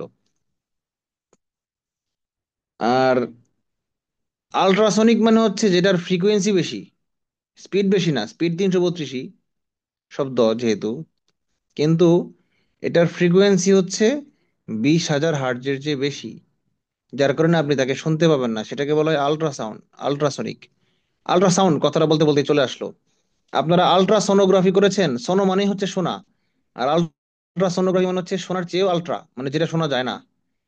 এই যে বাচ্চা পেটের ভিতরে শুয়ে আছে মায়ের পেটে, এমন সময় ডাক্তাররা একটা একটা যন্ত্রের মতো হ্যান্ডেল, অনেকটা বাথরুমের পুশ শাওয়ারের মতো একটা যন্ত্র হাতে ধরে ধরে মায়ের পেটের মধ্যে ঘোরায়, সেটা মনিটরের মধ্যে দেখা যায়, সাদা কালো একটা মনিটরে। তো যেটা ঘোরায় সেটা দিয়ে কন্টিনিউয়াসলি কি যাচ্ছে বলেন তো? আল্ট্রাসনিক সাউন্ড যাচ্ছে, আল্ট্রাসাউন্ড যাচ্ছে। এই আল্ট্রাসাউন্ড পেটের ভিতরে যাওয়ার সময় যেখানে সে বাধা পাচ্ছে সেখানে কালো হয়ে যাচ্ছে, মানে আপনার বাচ্চার বডিতে গিয়ে সে অন্ধকার হয়ে যাচ্ছে। সে অন্ধকারটাকে ইমেজ আকারে দেখানো হচ্ছে কম্পিউটারের স্ক্রিনে। তো আল্ট্রাসাউন্ড হওয়ার কারণে আপনি এটা শুনতে পাচ্ছেন না, হয়তো আপনার বাচ্চাও শুনতে পাচ্ছে না, তারও ডিস্টার্ব হচ্ছে না, বাট ভাইব্রেশনটা কিন্তু যাচ্ছে। তো এই জন্য আল্ট্রাসোনোগ্রাফি বারবার ডাক্তাররা করতে নিষেধ করে, বলে 3-4 বার করেন, এর বেশি করেন না। কেন বলে? এক্স রে বলেন, এমআরআই বলেন, সিটি স্ক্যান বলেন, আল্ট্রাসাউন্ড বলেন, কোন মেডিকেল টেস্টই বারবার এগুলা করতে ডাক্তাররা নিষেধ করে।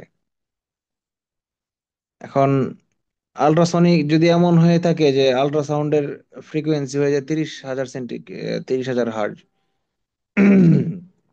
আর আপনার বাচ্চা সেই শব্দ শুনতে পারবে কি পারবে না, এটা তো আপনি জানেন না, আল্লাহ জানে একমাত্র। কারণ বিজ্ঞানীরা পেটের ভিতরে বাচ্চা কত হার্জ শব্দ শুনতে পারে এটা নিয়ে কোনো পরীক্ষা করে নাই। এটা পরীক্ষা করতে গেলে একটা মানুষ হত্যা করে পরে পরীক্ষাটা করতে হবে। তো এটা, এই অনুমোদন কোনোদিনই সায়েন্স সায়েন্স দিবে না, কোনো অথরিটি, কোনো মা দিতে পারে হয়তো, কিন্তু আইনগতভাবে এটা দণ্ডনীয় অপরাধ। কারণ হয়তো মানুষের বাচ্চা বলছে, মানুষের প্রাপ্তবয়স্ক মানুষ 20,000 হার্টজ শুনে, কিন্তু পেটের ভিতরে থাকা অবস্থায় জন্মের শিশু হয়তো এমন হইতে পারে সে 30,000 হার্টজ শুনতে পারে।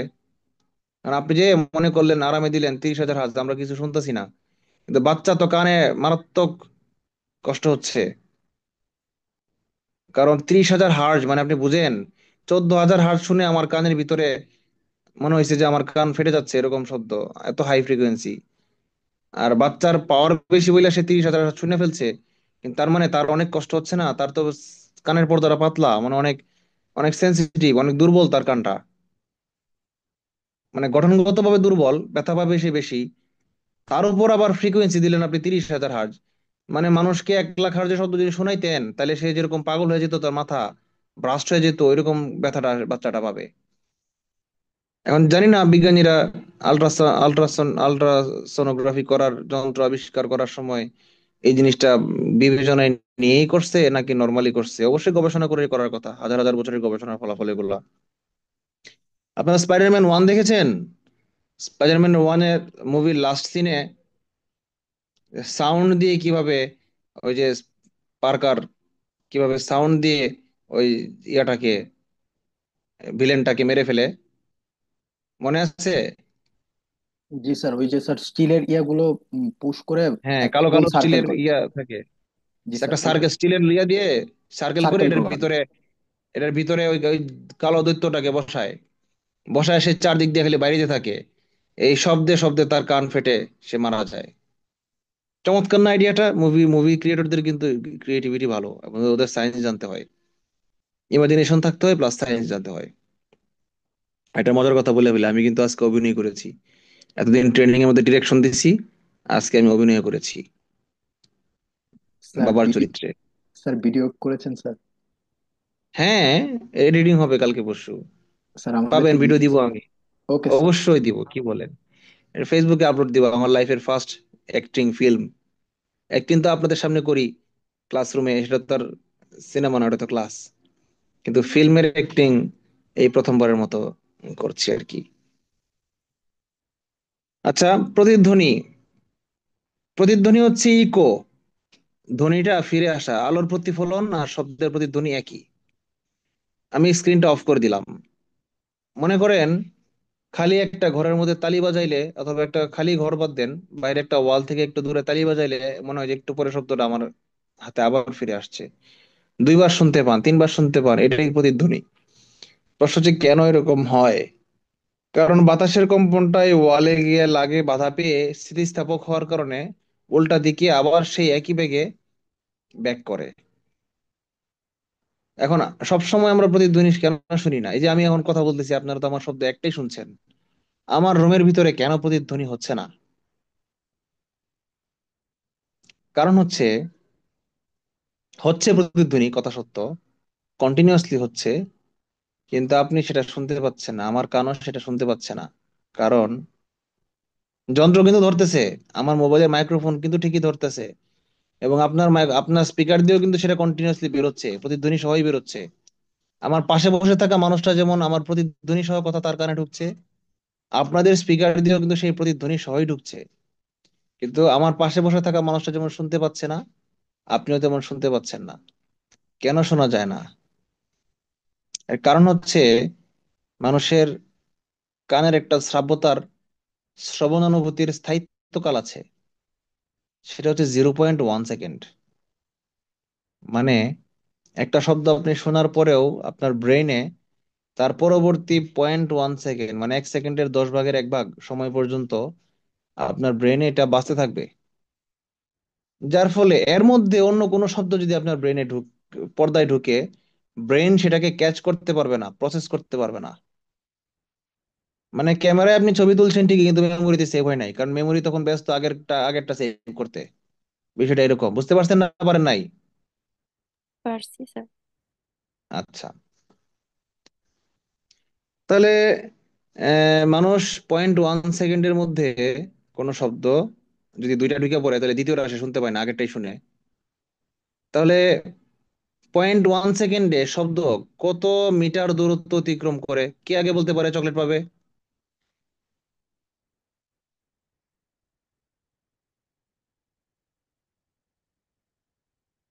একটু আগে তো পড়াইলাম, বলে না কেন? স্যার, কোশ্চেনটা যদি আরেকবার বলতেন। 0.1 সেকেন্ডে শব্দ কত মিটার দূরত্ব অতিক্রম করে? স্যার, পরীক্ষা আসছে তো এটা। 332। এটা তো 1 সেকেন্ডে, আমি বলছি 0.1 সেকেন্ডে।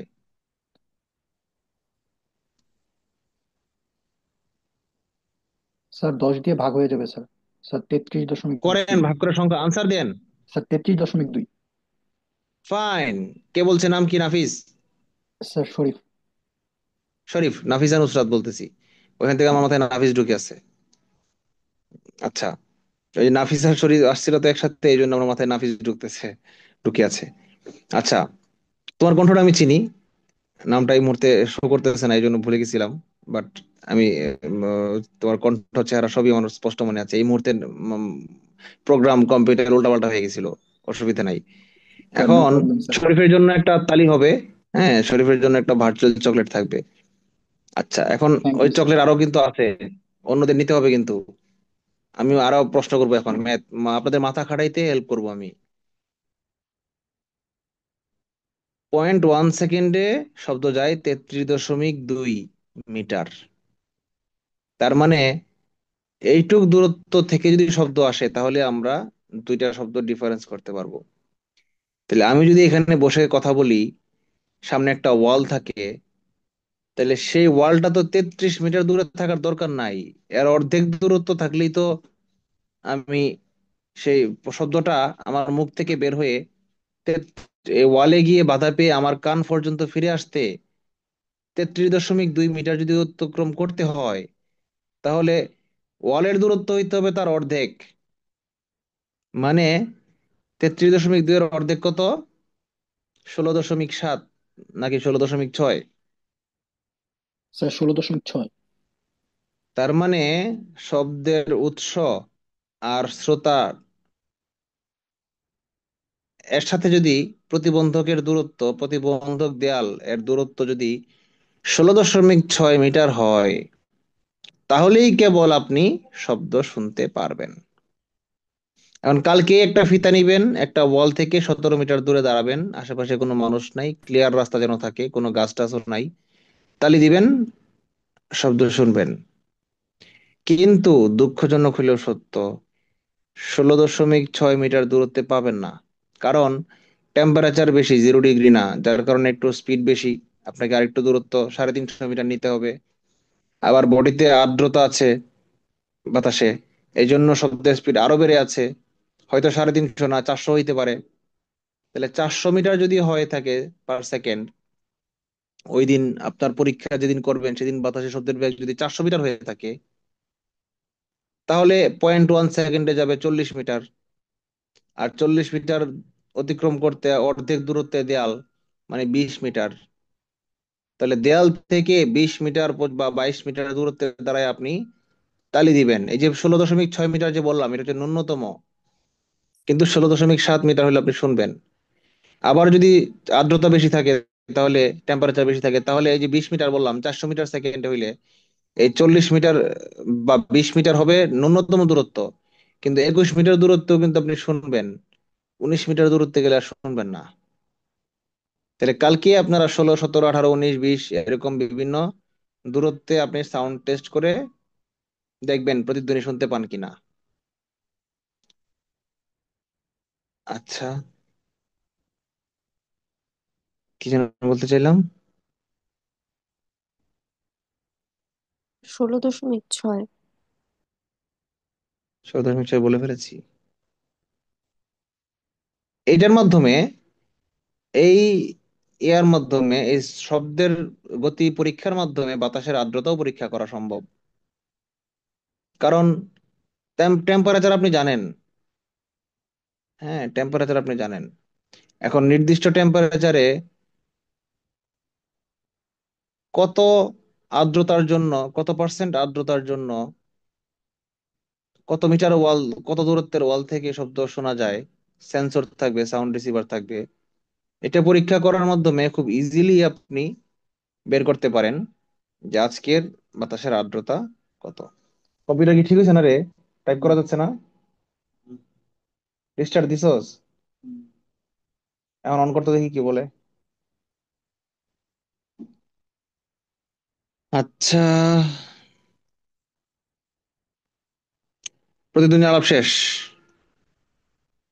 শ্রাব্যতার পাল্লার আলাপ শেষ, শুরুতে করে ফেলছি। এই যে মানুষের জন্য 20 হার্জ থেকে 20,000 হার্জ, এটা হচ্ছে শব্দের অডিবিলিটি রেঞ্জ, শ্রাব্যতার পাল্লা।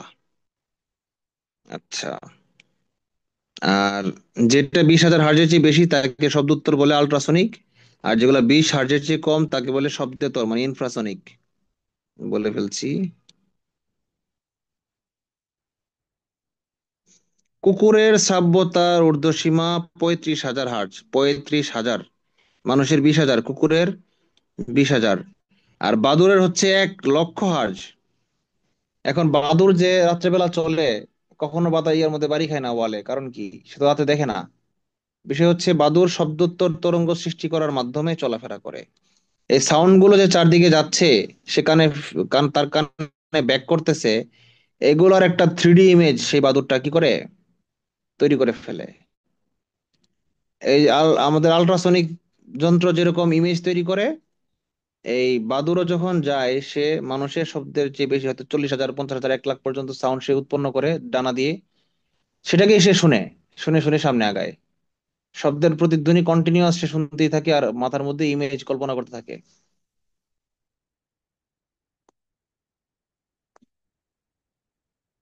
শব্দোত্তর তরঙ্গের অনেকগুলো ব্যবহার আছে, কি কি? রোগ নির্ণয় এবং চিকিৎসার ক্ষেত্রে আল্ট্রাসোনোগ্রাফি, ইমেজিং, সমুদ্রের গভীরতা নির্ণয়ের জন্য কত দূরত্ব পরে শব্দটা ফিরে আসলো, এটার মাধ্যমে, এই প্রতিধ্বনির মাধ্যমে কিন্তু সমুদ্রের গভীরতা নির্ণয় করা হয়। বা ডুবো জাহাজ আছে কিনা, রাডারের মাধ্যমেও করা হয়। আবার মানে রাডার মানে হচ্ছে রেডিও ওয়েভ দিয়ে করে, রেডিও ডিটেকশন এন্ড রেঞ্জিং, এটাকে বলা হয় রাডার। হুম, রাডারের মাধ্যমেও করা হয়, রেডিও ওয়েভের মাধ্যমে। আবার শব্দের ওয়েভের মাধ্যমেও করা হয়, যদিও শব্দের ওয়েভটা ছিল বিজ্ঞানের একদম প্রথম দিকের আবিষ্কার। এখন আর শব্দ দিয়ে করা হয় না, কারণ এখন রাডার অনেক বেশি শক্তিশালী। এখন না, প্রথম বিশ্বযুদ্ধের সময় থেকে রাডার দিয়েই চলে জাহাজগুলা, শব্দ ইউজ করে এখন আর চলে না। কিন্তু তার আগে, সায়েন্স ডেভেলপ হওয়ার আগে, ইলেকট্রোম্যাগনেটিক ওয়েভ ডেভেলপমেন্টের আগে, সায়েন্সের প্রথম দিকে যখন শব্দ পর্যন্ত সীমাবদ্ধ ছিল, তখন কিন্তু শব্দ এবং কম্পাস, কাঁটাকুম্ভক, ম্যাগনেটিক কম্পাস দেখে দেখে জাহাজগুলা চলতো সমুদ্রের মধ্যে, বুঝতে পারছেন? সূক্ষ্ম ইলেকট্রনিক যন্ত্রপাতি পরিষ্কার করার কাজে, এটাকে বলা হয় সনিকেশন। সনিকেশন মানে কি? আল্ট্রাসনিক ওয়েভ দিয়ে শব্দ তরঙ্গের কারণে এত বেশি ভাইব্রেশন হবে যে ছোট ছোট ময়লাগুলা, যেগুলোর ভিতরে ব্রাশ ঢুকবে না, মানে ইলেকট্রনিক যন্ত্র, একদম মাইক্রো লেভেলের যন্ত্র, ওগুলোর ভিতর দিয়ে সাউন্ড ওয়েভ চলে যাবে। ওগুলা গিয়ে ময়লাগুলোকে থ্রো করবে, ময়লাগুলো বেড়ে যাবে। আপনারা ন্যানো টেকনোলজির নাম শুনেছেন? জি স্যার। জি স্যার। আমাদের এক স্যার ছিলেন আহমেদ জালাল উদ্দিন, জালাল স্যার। আমি যখন বুটেক্সে মাস্টার্স করি 3rd ব্যাচে, তখন জালাল স্যার হচ্ছে আমাদের একটা ক্লাস নিতেন। এটা হচ্ছে ফাইবার ফাইবার স্ট্রাকচার ক্লাস নিতেন। তো উনি জাপানে একটা ইউনিভার্সিটিতে পিএইচডি করেছেন, এবং উনি একটা বইও লিখেছেন, চমৎকার একটা বই। 800 টাকা বইটার দাম, মলাট খুব সুন্দর হেভি, এবং প্রত্যেকটা পেজ কালারফুল ছবি দেওয়া। দাম একটু বেশি হয়তো, 500 টাকা হইলে ছাত্রদের জন্য সহজলভ্য হইতো, 800 টাকা একটু। সে আমলে বলতেছি, 2015 সালে যখন আমি মাস্টার্স করি তখন, সে আমলে 800 টাকা মানে এখনকার 2,000 টাকা সমান। যাই হোক, বইটা কিনেছিলাম। স্যার ক্লাসে একদিন বলেছিল সনিক। তো আপনারা জানেন কি না যে ন্যানো টেকনোলজি শুধু আপার লেভেলের সায়েন্স ইউজ করা হয় না, আমাদের দৈনন্দিন জীবনেও ন্যানো টেকনোলজি ইউজ করা হয়, এটা আপনারা জানেন কি না? সব জায়গায় না, একটু ইয়াতে মনে করেন, এই যে সাইক্লিস্টরা খুব পাতলা সাইকেল ইউজ করে, ওজন অনেক কম। একটা সাইকেলের দাম 1.5 লাখ 2 লাখ টাকা। একটা ব্যাডমিন্টন ব্যাটের দাম 1.5 লাখ 2 লাখ টাকা, অথচ আমি খেলি 3-4 হাজার টাকা, 5,000 টাকার ব্যাট দিয়া। আবার একই ব্যাট দিয়া যারা গ্রামের পোলাপান খেলে 300 500 500 টাকা দিয়ে ব্যাট। ব্যাপার কি? একটা ব্যাটের দাম, ব্যাডমিন্টন ব্যাটের দাম 1 লাখ টাকা হবে কেন? স্বর্ণ দিয়ে বানাইলে তো 1 লাখ টাকা হওয়ার কথা না, কি দিয়ে বানাইছে? অ্যাকচুয়ালি ন্যানো টেকনোলজি ইউজ করা হয়েছে, এগুলোর ভিতরে কার্বন ন্যানো টিউব ইউজ করা হয়েছে। সিএনটি বলা হয়, কার্বন ন্যানো টিউব। তো কার্বন ন্যানো টিউবের বিষয়টা হচ্ছে যে কার্বন ফাইবারকে যখন লোহার সঙ্গে একটা নির্দিষ্ট অনুপাতে মিক্স করা হয় ইস্পাত বানানোর জন্য, স্টেইনলেস স্টিল বানানোর জন্য, সেটার মধ্যে যখন সনিকেশন করা হয়, সনিকেশন মানে আল্ট্রাসাউন্ড ওয়েভ যখন পাস করা হয়, তখন কার্বনটা সে ন্যানো টিউব আকার ধারণ করে, টিউবিউলার হয়ে যায়। টিউবিউলার হয়ে যাওয়ার কারণে তার ভিতরে স্পেস তৈরি হয়, বাট স্ট্রেংথ কমে না। মানে তার ওজন কমে গেল, ভিতরে শূন্যস্থান থাকার কারণে ওজন কমে গেল, শক্তি কমলো না, বরং ইলাস্টিসিটি বাড়লো, ফ্লেক্সিবিলিটি বাড়লো। এই জন্যই এই জন্যই ন্যানো টেকনোলজি ইউজ করা হইলেই জিনিসের দাম বেড়ে যায়। সনিকেশন করা হয়, ন্যানো টেকনোলজি অনেক উপায়ে অ্যাপ্লাই করা যায়, সবচেয়ে সহজলভ্য উপায় হচ্ছে সনিকেশন। তো স্যার গবেষণা করতে গিয়ে স্যারের মাথায় হঠাৎ করে বলে, আমার মাথায় হঠাৎ করে একদিন বুদ্ধি আসলো, আমি ফাইবারের মধ্যে সনিকেশন করে দেখি কি হয়। ওরা ফাইবারের মধ্যে সনিকেশন করার পর দেখলো যে হ্যাঁ, ফাইবারেরও সেম ঘটনাই ঘটে, স্ট্রেংথ বেড়ে যায়, ওয়েট কমে যায়। পরে এটা দিয়ে উনি ওই যে প্যারাশুটের দড়ি আছে না, প্যারাশুটের দড়িগুলো এত চিকন, এত পাতলা, তারপর এত শক্তিশালী কেন? হুম, আপনার নাম শুনেছেন কিনা, ক্যাবলার, ক্যাবলার ফাইবার। এগুলোর স্ট্রেংথ হচ্ছে লোহার চেয়ে 50 গুণ বেশি। সম ভরের, সমব্যাসার্ধের একটা লোহার জিআই তার আর একটা ক্যাবলারের ফাইবার সুতা, কাপড়ের তার, ওই কাপড়ের তার ছিঁড়ে যাবে না, 50 গুণ ভার বহন করতে পারবে লোহার চেয়ে। মানে কি, কিভাবে সম্ভব? ওই যে এগুলোর ন্যানো টেকনোলজি ইউজ করা হয়েছে, যার কারণে এটা হাই ওয়েট মডুলাস বলে। ডপলার ইফেক্ট, আমরা কি সে পর্যায়ে চলে আসছি? হ্যাঁ, ক্লাস শেষ। ডপলার ইফেক্ট, আপনার নাম নাম শুনেছেন? হার্ট অ্যাটাক হইলে, হৃদরোগ হইলে যে ইকো করতে যায়, ইকো, এটার পুরো নাম কি জানেন? এই যে ইকো যে টেস্টটা, ইকো টেস্টার, ইকোকার্ডিয়াম। কে বলেছেন? শরীফ নাকি আবার? জি স্যার। Another chocolate. ইকোকার্ডিওগ্রাফি মানে, কার্ডিও শব্দটার অর্থ হচ্ছে হৃৎপিণ্ড, হৃদ সম্পর্কিত। আর গ্রাফি মানে হচ্ছে চোখে দেখা, মানে কম্পিউটারে গ্রাফ আকারে উপস্থাপন করা। আর ইকো মানে হচ্ছে প্রতিধ্বনি। তার মানে আপনার হার্টের ভিতরে একটা আল্ট্রাসনিক সাউন্ড পাস করানো হবে, ওই আল্ট্রাসাউন্ডের মতোই, সেম, কোনো পার্থক্য নাই। সেটাকে কম্পিউটার স্ক্রিনে দেখে দেখা হবে যে আপনার হার্টে কোনো ফোঁটা আছে কিনা, ক্ষত আছে কিনা, বা স্প্রেন টিয়ার আছে কিনা, ভেইন টিয়ার আছে কিনা। এটার একটা আপার লেভেলের টেকনোলজি হচ্ছে colour Doppler echo. Normal echo করাইতে যদি 2000 টাকা লাগে, কালার ডপলার ইকো করাইতে 5000 টাকা লাগে। কালার ডপলারটা কি? শুধু সাউন্ড না, কালারের মাধ্যমে, ডপলার ইফেক্টের মাধ্যমে আপনার ইকোকার্ডিওগ্রাফি করা হবে। ডপলার ইফেক্টটা কি, এটা আমাকে জানতে হবে। ছোটবেলায় আমি অনেক প্রশ্ন করতাম। হুম, চলাফেরা করার সময় আমি যখন প্রথমবারের মতো ইয়েতে যাই, চট্টগ্রাম যাই ট্রেনে, তো প্রতি 100 মিটার পর পর দেওয়া, চট্টগ্রাম এত কিলোমিটার পরে এত কিলোমিটার, এই পিলার গুলা দেওয়া প্রতি 100 কিলোমিটার, 100 মিটার পর পর, চিটাগাং রেলওয়েতে।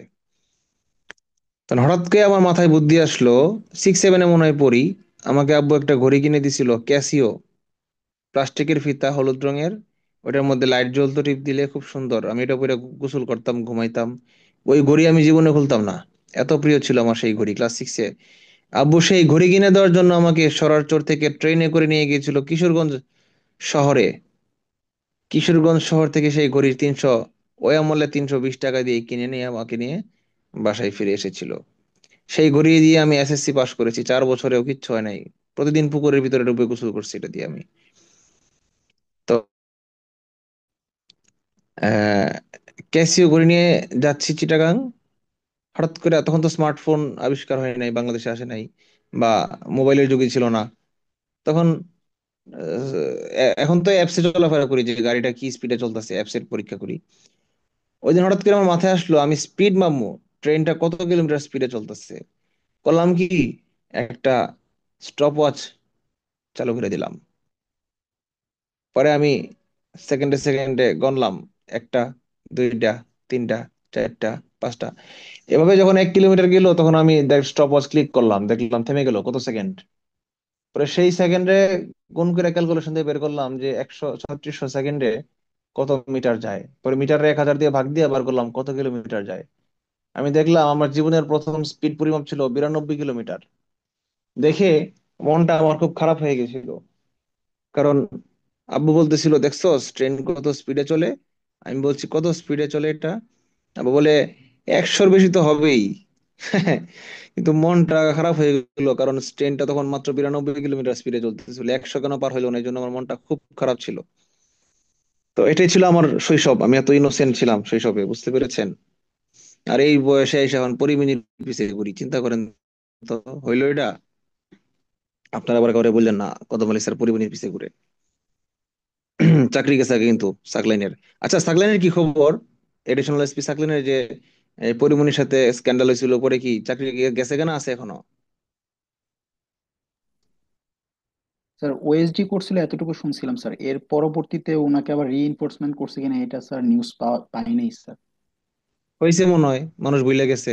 এর চেয়ে কত বড় বড় ঘটনা ঘটে গেছে। জি হাসিনা স্যার। পলাইছে, সাকলাইনের নিয়ে কেউ ভাবার কোনো টাইম আছে এখন কারো সাংবাদিকদের? আচ্ছা, যাই হোক। তারপর তাহলে তার মানে এই যে ডপলার ইফেক্টটা হইলো, আহ, কি কারণে ট্রেনের কথা বললাম, ডপলার ইফেক্ট আমি জীবনের প্রথম ট্রেনের মধ্যে দাঁড়িয়ে আবিষ্কার করছি, কিন্তু তখন আমি জানতাম না যে এটার নাম ডপলার ইফেক্ট। ট্রেন স্টেশনে দাঁড়ায় আছি ট্রেনের জন্য, ট্রেন আসতেছে আসতেছে আসতেছে, যখন কাছে এসে একটা হর্ন মারলো, হর্ন বাজানো অবস্থায় আমাকে ওভারটেক করে ট্রেনের ইঞ্জিনটা চলে গেল। তখন আমি খেয়াল করলাম কিরে, কাছে আসতেছিল সময় সাউন্ড বাড়তেছিল, দূরে চলে গেছে আমাকে ওভারটেক করে চলে গেছে সময় আস্তে আস্তে সাউন্ড কমতে থাকবে।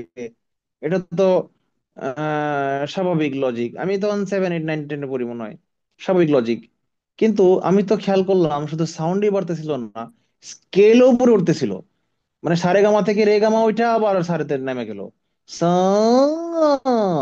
এরকম অ্যাম্বুলেন্সে যেরকম সাউন্ড বাইরা মানে স্কেল উপরে উঠে আবার নেমে যায়, হর্নটা এরকম হইলো। এরকম হইলো কেন? আমি পরে ভাবছি এটা মনে হয় ভুল শুনছি, সাউন্ড বাড়ছে, এটা কি আমার কাছে মনে হয়েছে স্কেল স্কেল উপরে উঠছে। পরে আমি দীর্ঘদিন অনেক দিন বারবার বারবার চোখ মানে খুব সুন্দরভাবে অবজার্ভ করে করে দেখলাম না, এটা অবশ্যই স্কেল বাড়ছে এবং কমছে। তাহলে আমার সাথে আমারে ক্রস করেই কেন বেটা হর্নের সাউন্ডটা কমাই দিল, হর্নের ফ্রিকোয়েন্সিটা বেটা আমারে ক্রস করেই কেন কমাই দিল? বেটা কি আমার টার্গেট করে গেল? না। পরে যখন এইচএসসি ফিজিক্স পড়তে পড়তে ডপলার ইফেক্ট শিখলাম তখন বুঝলাম দ্যাট ইজ ডপলার ইফেক্ট, যেটা ছোটবেলা থেকে আমি প্রশ্ন খুঁজতেছি, যে কেন আমার দিকে যখন ট্রেনটা চলে আসতেছে তখন কেন আস্তে আস্তে ফ্রিকোয়েন্সি বাড়তেছে, আবার যখন আমার থেকে দূরে চলে যাচ্ছে তখন কেন আস্তে আস্তে আমার কাছে মনে হচ্ছে যে স্কেল নিচে নিচে নিচে নেমে যাচ্ছে। এর কারণটা কি? কারণ হচ্ছে যে মনে করেন আহ, যুদ্ধ করতেছি আমি আর আপনি, স্ক্রিন পড়ে না, রিডিং পড়ে না, তাহলে মাথা নষ্ট হয়ে যাবে। মনে করেন যুদ্ধক্ষেত্রে আপনি আর আমি অপোজিটে আছি, আপনি সেকেন্ডে 100 করে তীর মারতেছেন আমার দিকে, আমি জায়গায় দাঁড়ায় আছি, তাহলে কিন্তু আমি 1 সেকেন্ডে 100টা তীরই আমার বুকে লাগবে। কিন্তু আমি যদি তীর উপেক্ষা করে মানে তীর খায়া হইলো আপনার দিকে আমি আগাবো, সামনের দিকে আগাইতে থাকি, তাহলে 1 সেকেন্ডে আমার বুকে 100টা তীর বাঁধবে না বেশি সংখ্যক তীর বাঁধবে বলেন তো?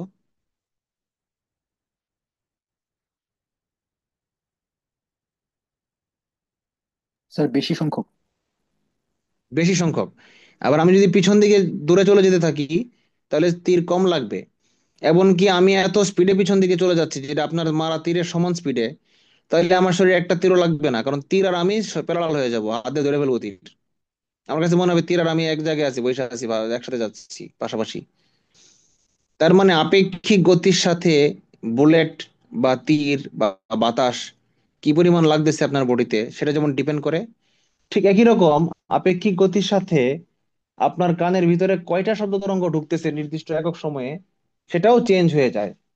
তাহলে উৎস আর শ্রোতার মধ্যে আপেক্ষিক দূরত্ব যদি কমতে থাকে, দুই ভাবে কমতে থাকে, হয় এক হচ্ছে তীর, আমি দাঁড়ায় আছি স্থির, আপনি তীর মারতে মারতে সামনের দিকে আসতেছেন, অর্থাৎ আপনি ট্রেনের ইঞ্জিন, আপনি হর্ন দিতে দিতে আমার দিকে আসতেছেন, তাহলে আমার কাছে মনে হবে আস্তে আস্তে ফ্রিকোয়েন্সি বাড়তেছে। অথবা যদি আপনি তীর মারতেছেন স্থির জায়গায় দাঁড়ায়, আমি আস্তে আস্তে আপনার দিকে আগাইতেছি, তাইলে মনে হবে এইভাবে দূরত্ব কমবে। দূরত্ব কমলেই, আপেক্ষিক দূরত্ব কমে গেলেই মনে হবে কি ফ্রিকোয়েন্সি স্বাভাবিকের চেয়ে বেশি মনে হবে। আর আপেক্ষিক দূরত্ব যদি বেড়ে যায়, তাহলে ফ্রিকোয়েন্সি স্বাভাবিকের চেয়ে কম মনে হবে। This is called Doppler effect. আর কোনো পড়ানো দরকার নেই, বাকিটা আপনার রিডিং পড়ে নিন। বলেন আরো কি বলতে হবে? না স্যার, বুঝতে পারছি স্যার। একদম ক্লিয়ার। এই দেখেন, অ্যাম্বুলেন্সের এটা দেখানো হচ্ছে যে দুজন মানুষ স্থির দাঁড়ায় আছে, বাট অ্যাম্বুলেন্সটা যাচ্ছে ডান দিকের মানুষের কাছে, যার কারণে প্রতি সেকেন্ডে ওই লোকটার কাছে প্রতি সেকেন্ডে পাস করা তরঙ্গের সংখ্যা বেড়ে যাবে, ঘন ঘন ঘন যাচ্ছে ওয়েভ। তার মানে ডান পাশে যে মানুষটা হাই ফ্রিকোয়েন্সি লেখা, সে শুনবে অ্যাম্বুলেন্সটা মারাত্মক ফ্রিকোয়েন্সিতে হর্ন বাজাচ্ছে। আর যেই লোকটা বাম পাশে আছে লো ফ্রিকোয়েন্সি লেখা, তার থেকে অ্যাম্বুলেন্সটা দূরে সরে যাচ্ছে, যার কারণে তার মনে হবে কম সেকেন্ডে কম সংখ্যক তরঙ্গ যাবে। অধ্যায় শেষ। কত বাজে? স্যার 11টা। আচ্ছা, টাইম শেষ, আর পড়াবো না। এখন আপনারা আমাকে একটু বলেন যে কম্পিউটার যে আমার কাজ করে নাই, ছিল না কম্পিউটার, মোবাইলে দেখে দেখে পড়াই, কম্পিউটার না থাকাতে আপনাদের বুঝতে 100%, কম্পিউটার দিয়ে ছবি এঁকে বোঝাইলে হয়তো 100% বুঝতেন, আর কম্পিউটার ছাড়া শুধু মুখে বলে বলে বোঝানোতে আপনারা কত পার্সেন্ট বুঝতে পেরেছেন? স্যার একই স্যার রকম লাগছে স্যার। স্যার ভিডিও অন করাতে আরো ভালো করে বুঝতে পারছি। স্যার 110%। মানে না, ড্রয়িং না করার কারণে কি বেশি বুঝে ফেলছেন? স্যার আজকে স্যার আপনি গল্পগুলো এমন ভাবে বলছেন স্যার, ছবি আঁকার প্রয়োজন পড়ে নাই স্যার, জিনিসগুলো মাথায় অটোমেটিক একটা সিনেমার মতো চলছে স্যার, এই জন্য স্যার ওইরকম কোনো মানে গ্যাপ হয় নাই স্যার, একই রকম মনে হয়েছে। স্যার ইদানিং আচ্ছা, না সিনেমা আপনি নিয়ে যখন বিজি তো ওই জন্য। হ্যাঁ, কে বললো এই কথা? 110% কে বললো প্রথমে? স্যার রিয়া রিয়া না? আপু। স্যার আমি বলছি। হ্যাঁ। রিয়া ছাড়া কে বলবে এই পাকনা কথাটা, জানতাম। আচ্ছা, আরেকটা কথা, সেটা হচ্ছে যে একটা জায়গায় ড্রয়িং দরকার ছিল, কারণ বিস্তার যেটা, বিস্তার আর তরঙ্গ দৈর্ঘ্য, এই দুইটা জিনিস আসলে ড্রয়িং করা ছাড়া একেবারেই বোঝানো কঠিন ছিল, সম্ভব ছিল না। এই জন্য একটু ড্রয়িং করতে হয়েছিল, করেছিলাম আর কি। তো যাই হোক, প্রথমে একটু টেনশনে পড়ে গেছিলাম যে সত্যি কি ক্লাসটা নিতে পারবো কিনা, কারণ আমার ল্যাপটপ ঝামেলা করছে। বাট আলহামদুলিল্লাহ, আল্লাহর কাছে শুক্রিয়া যে ক্লাসটা নিতে পেরেছি। তবে ম্যাথ ক্লাস হলে নিতে পারতাম না, ফিজিক্স সায়েন্স ক্লাস হওয়ার কারণে নিতে পেরেছি, এই আর কি। খবর হচ্ছে। আজকের স্যার ক্লাসটা আমাদের ইজি লেগেছে অনেক।